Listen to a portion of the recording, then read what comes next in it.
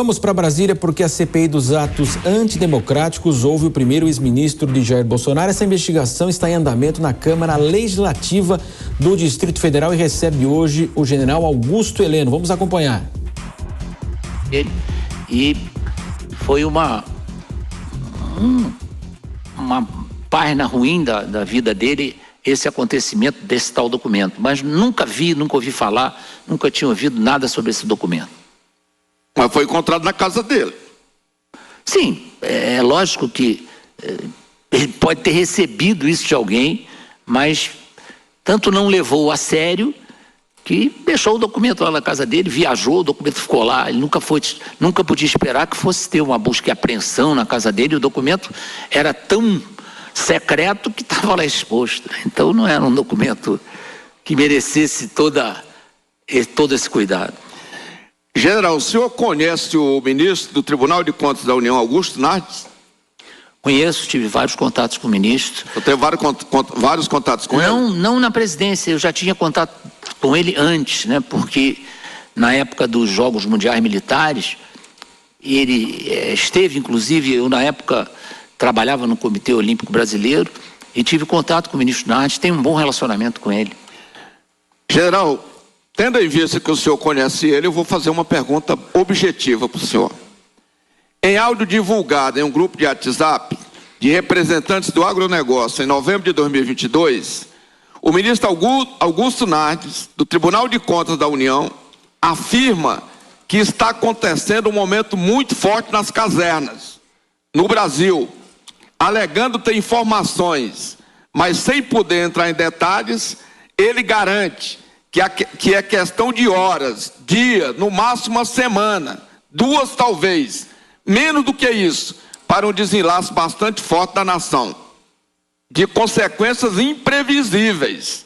Em outro trecho do áudio, o ministro diz que esteve com o time de Bolsonaro na última semana, sem especificar, no entanto, se o atual mandatário esteve presente na reunião. Segundo ele, Bolsonaro, PL, que se recuperava de uma ferida na perna, em breve estaria recuperado e pronto para enfrentar o que vai acontecer no país.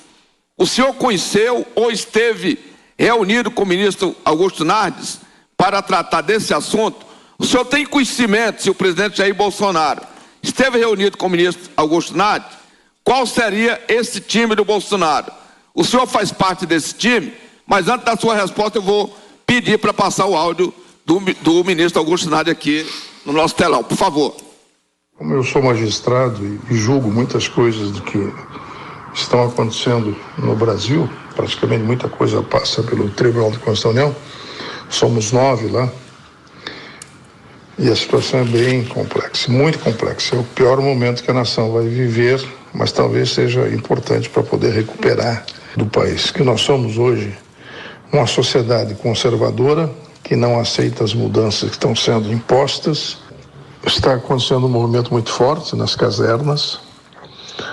Eu acho que é questão de horas, dias, no máximo uma semana, 2, ou talvez menos que isso, que vai acontecer um desenlace bastante forte na nação. Imprevisíveis. Vamos perder? Sim, vamos perder alguma coisa, mas a situação para o futuro da nação poderá se desencadear de forma positiva, apesar de ser o principal conflito que deveremos ter nos próximos dias ou nas próximas horas. Falei longamente com o time do Bolsonaro essa semana. Ele não está bem, está com ferimento na perna, mas tem esperança ainda, né? Tem esperança de poder se recuperar e melhorar a sua situação física e certamente terá condições de enfrentar o que vai acontecer no país. Eu vou repetir a pergunta para o senhor. O senhor conheceu ou esteve reunido com o ministro Nardes para tratar desse assunto? O senhor tem conhecimento se o ex-presidente Jair Bolsonaro esteve reunido com o ministro Nardes? Qual seria esse time do Bolsonaro? O senhor fazia parte desse time? O senhor, general, faz parte desse time alegado aqui pelo Augusto Nardes?